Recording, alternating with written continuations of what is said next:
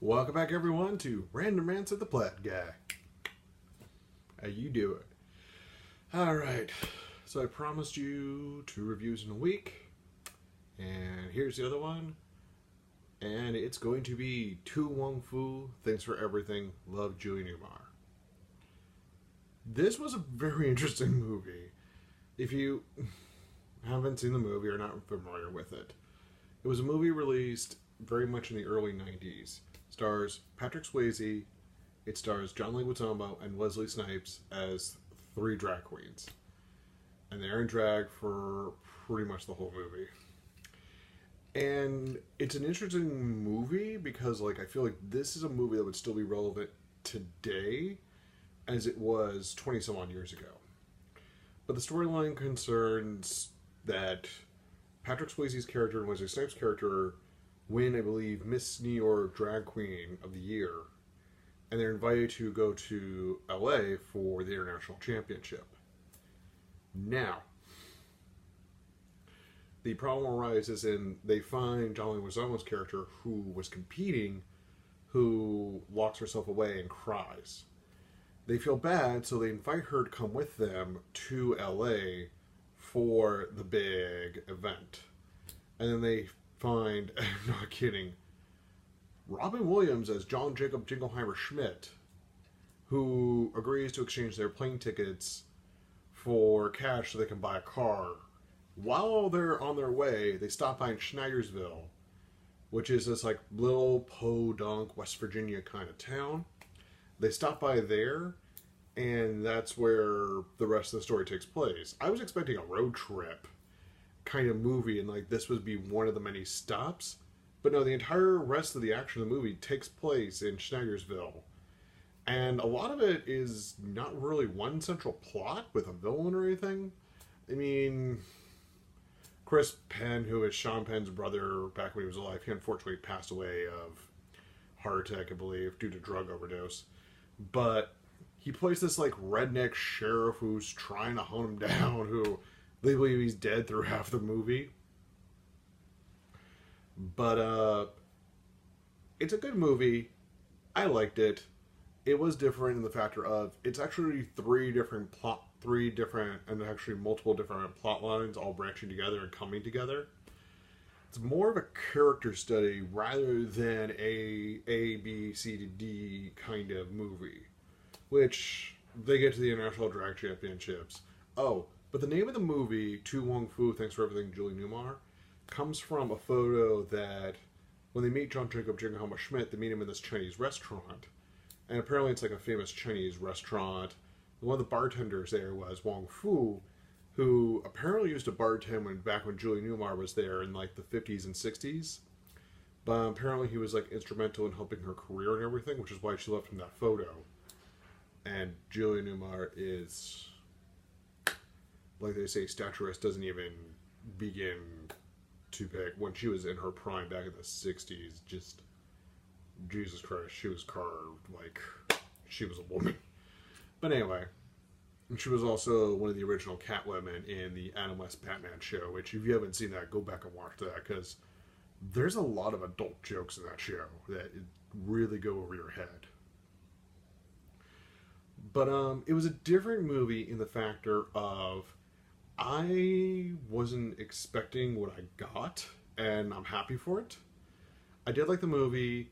Like I said, it's not going to be straightforward. It's going to go wherever it wants to. It's more like a jazz song where there's a definite beginning and definite end, and it just goes wherever it wants to in the middle of it. There's a subplot where one of the guys falls in love with John Leguizamo's character. There's another where Patrick Swayze's character helps a woman who's being abused by her husband get rid of him. There's another where Wesley Snipes' character makes friends with a very quiet woman and teaches these boys a lesson and respect towards women, all while culminating in this strawberry festival that's coming up, which is where the ultimate or the climax of the movie is going to take place.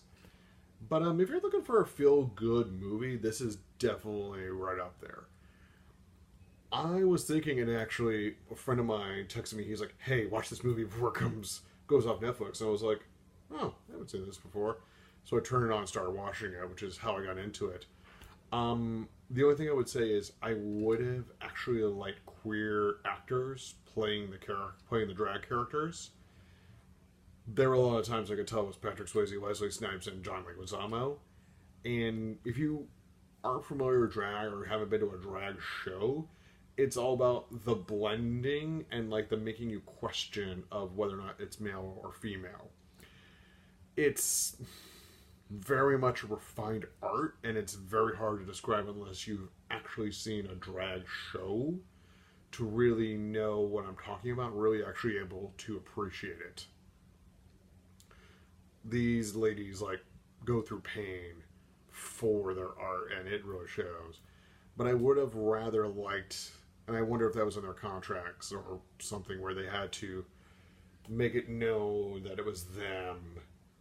But like, I would have liked more if it was blended to where we didn't know if it was them or not, because I've seen some really good drag queens. And I would have liked more the blending of, is it a male? Is it a female? Like, I would have loved that a lot more. I also thought this movie could have been better served as a musical. I don't know what it is, but it would be better as a musical. Like, if they ever bring this back to Broadway, I could see that. Not too much. Like I said, the movie is just, and this is really a testament to drag itself. It is what it is. It doesn't try to do anything different than be what it is. And that's all it wants to do. And there's some really good spots. I mean, Wesley Snipes has a really great bit with the boys when he tries to teach them how to respect a lady. That I thought was really good. And surprised at the end, Julie Newmar shows up at the very end to deliver the crown. I won't tell you who wins. But that's very much a dated movie in parts, and it's very much a timeless movie in parts. And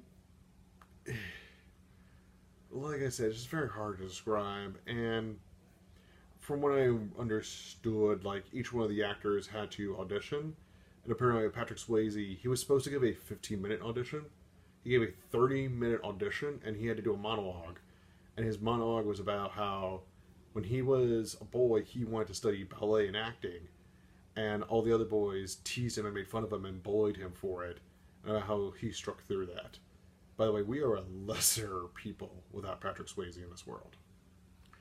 If you don't know Patrick Swayze, go rent Roadhouse, go rent Ghost. In fact, Whoopi Goldberg owes her career to Patrick Swayze for being in Ghost because they did not want Whoopi Goldberg. That's another story for another day. But overall, it's a good little movie. It's a nice little Netflix treat. If you haven't seen it, go see it. I would say, though, and I'm thinking about it, RuPaul in the very beginning of the movie is there, and she's in her gloriousness. However, she wears a sequin Confederate flag dress. Now, whether this was intended as parody or not, or part of her character in the movie, that I'm not sure I quite remember. But I'm like, this would probably not fly today. But, overall, damn good movie. Check it out. This is going to be kind of a short one because there's really not much to talk about with Wong Foo. Except that I wonder if they remade it today and used different actors, would it be just as good? Because this also goes into a whole, and this is also another rant too, this gets into a whole rant about LGBTQ culture, which honestly, now that I'm talking about it, I would love to see an updated version of this and be able to talk about this more because of all the concepts about, and the best way I can put this is like, I want to say rural America and not knowing about, drag culture, LGBTQ culture, which is different now than it was 20 years ago. And that's why I'm like, that would be kind of interesting if they remade this movie and what type of issues, because it would get very political. The movie itself is not that political, which is why it's a good little fluff piece. But it'd be interesting to see it turn this into a political piece, especially with the whole "Make America Great Again" sort of thing. Like, it'd be interesting to see where they would take this. If you, for better reference, if you look at Queer Eye for the Straight Guy 10 years ago versus Queer Eye on Netflix today, you will definitely see a distinct difference in what they're trying to do with the world. 10 years ago, they were fighting for acceptance, and now they're fighting for tolerance. But good little fluff movie, nice little timepiece. Everybody's pretty good in it. Go check it out. Anyway, that is the Plaid guy saying, Plaid you later. Oh, and like, share, subscribe, do whatever you can. Get me going, man. I'm trying to be consistent. We're trying to get at least a movie a week. I don't know what I'm going to do next week. I'm going to have to figure it out, but other than that, like I said, this is the Plaid guy saying, Plaid you later.